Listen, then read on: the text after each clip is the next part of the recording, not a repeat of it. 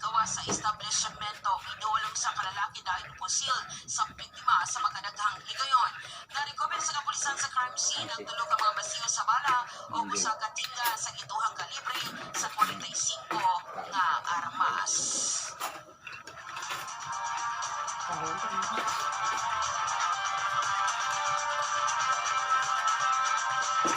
Samtang sa nagabahin ibaybalo sa mga sakop ng San Pedro Police Station sa mga regulasyon sa ordinansa sa syudad ng Davao labot na sa pagpanupad of drone ang usa ka vlogger nga taga Valencia City, Bukidnon.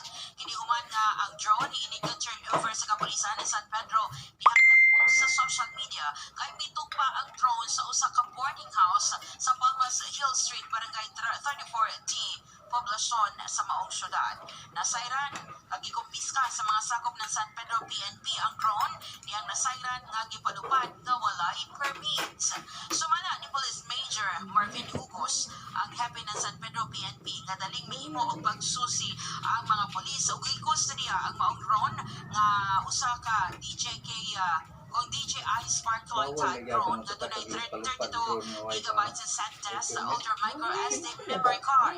Galayon, may patimaw ang tagyan ini nga nailan si alias Tigger, 27 anyos Cole Clark, ug usa ka vlogger din sa temporaryong nagpuyo ng third floor sa usa ka condominium sa Dakbayan ng Davao.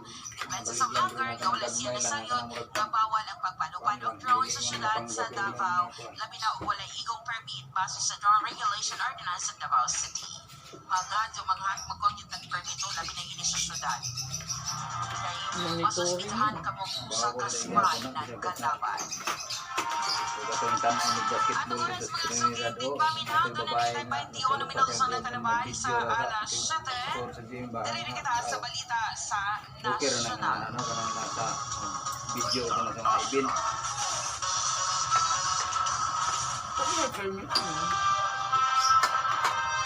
Kanang na yung mga drone dahil siguro sila dito na ika-register dahil gapon. Kapag-tuloy. Ang kapag lagi gapon ng gapon. Sa atong mga balita na ipalipad sa kaganan na Santo Claus Clinica ni Alternativo Medicine and Wellness Center, Dr. Bayo Santo Claus Goldie and sa Life and Herbs Surgical Corporation, ipalihan usap kita ng Meganox Premium Plus Dietary Supplement, Acid Detox Dietary Food Supplement, Bamboo Fiber Capsule, ikanusap ng Sorneco sa pagdumalo sa ni Engineer Mervin Ladaga, ikanusap sa pagpaluyo kanato sa itong mga balita ni Honorable Carl Dwight Kasura, ang atong City Councilor ng atong Dakbayan ng Surigao, ug syempre ang atong lovely Honorable Chinalyn Idol Sura, ang atong Sangguniang Kabataan na Federated President ng Dakbayan ng Surigao. Iaghanyaw sa Ways and Means Chair ug ang may Second District Representative Joey Salcida, ang Bureau of Internal Revenue or BIR, nga matutbayin kami ang kampanya batong sa Shutter Electronic Cigarette Brand. Magkakaang driver motor kay lubak-lubak man.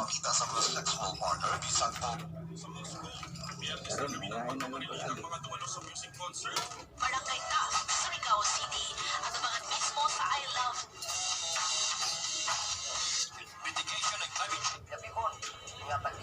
Ini ng paggawa sa manufacturing line. Kumpanya, kawalit din ang kapasidad para makamanufacture of vape. Iponto ni Salcida na isyuhan pa usab ng lisensya ang Plava para makamanufacture sa ilang produkto luyo na sa gibahatag nga atras sa kumpanya nga usa ka residential.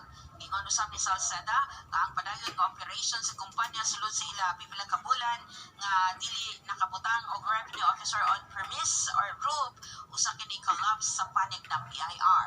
Dugang pa ni Salcida ang tanan mga tighimo na accessible products may nakabutang nga ROOP aron na susihon ang mga pagtangtang ni sa mga matubay mga kalakal ikan sa ilang manufacturing facilities. Isiguro sa mini ang mga buhis kag ibayran ani sa pagawas para sa pagbaligya. Mahal-mahal ang kilo ang kalakal do.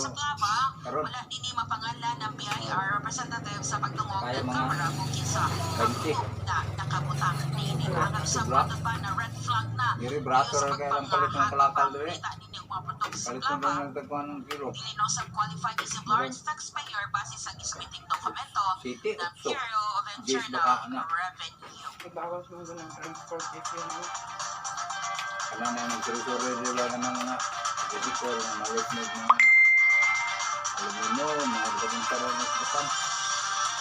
Diba na rin, Sa diba layabayan mga sa Tubalitang National, lalay determinado si Speaker piso na. Martin Romualdez na himuon kalampusan ang ginusog sa pag-amyanda sa Restrictive Economic Provision na 1987 Constitution.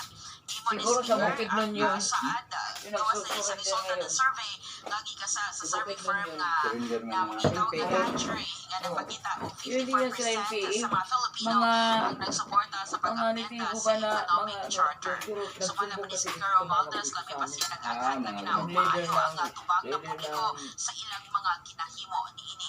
Sa Leader na kamayong sa- development sumala pa ang labi ng kadaghanan ng publiko uyon sa para dulo ganun na mabuhon ang plantation. restrictive economic provision ng batakang balaod. Ito, mga private Ingon ni gold Speaker sila ito dali. Romualdez nga ang positibong feedback gold? o nagdadakong suporta gikan sa publiko nagpaligon siyang Ano yun? pagsalig nga importanteng Yung misyon mga aron nga tribo na nakatira dun sa plantation na nagtatrabaho sa ang pagbalangkas sa maong nagtatrabaho doon. konstitusyon. Kiniusap ang nagtulak sa mga magbabalaod nga isulong ang mga responsibilidad sa balaod nga may dugang nga dedikasyon o determinasyon. Ikalibay sa ni Speaker nga ang pananaw o ang panginahanglan ng publiko ng kalinya sa legislative process ng House of Representatives. Tulungan mo kami na. Oo. Matagal ng buhay mo. Surrender ko. Yun pa, kay kusang loob ng surrender yun, no? Samtang ibutang ng Department of Health ang mga ospital sa Code White Alert Bibigyan na sila ng tungkol sa amnesty. milyon May nga mga kabuhayan individual pa, may kinauman bahay. ng biyahe sa Soy! mga probinsya Ay. o mag-ato sa mga worship spots sa Holy Week. Sumalang Oo, sa sila yun ni siya, Sir. iniglara ang Doon sila Code na White member Alert kayo. atol nga dunay national events, na- holidays, ito, celebration nga pwedeng makahatag ng mass casualty incidents o emergencies. Ipamahayag ni Health Secretary Herbosa na nabisa ang Department of Health sa pamilyang Pilipino sa matupay kining pag-obserbar ng Holy Week karong tuiga. Manusap matan pa sa direktiba ni Pangulong Ferdinand Marcos Jr. ang mga ospital karon naka-Code White Alert para kanunay andam nga asikasuhon ang mga pasyente o galing adunay unsa mang medical crisis. Samtang tungod din na nahigayon usab ang Holy Week sa pagsugod ng panahon ng tig-init sa nasod, giaghan sa Department of Health ang publiko nga moinom og daghang tubig, likayan nga mabuyad og tugay sa adlaw, mag-amping sa mga sakit nga pwedeng makakuha karong tag-init Dili ug lagi. bantayan ang mga bata kung sila naglangoy-langoy ng dagat o asa man dapit Kita na eh. naglangoy ang mga kabataan. Gamit ng dagat. Taot pa naman yung papunta natin, no? Ang umaga. Taot. Natapusan pa sa balita sa national, mga sumitig paminaw. Nagpabilin usa sa Dito sa pagkaroon Birayan, ilong hindi sa kay Kaliguan bro, kay Kusinian layo ng naman sa laot. Si Kaning Negros Ang Oriental dira. 3rd District Representative Arnold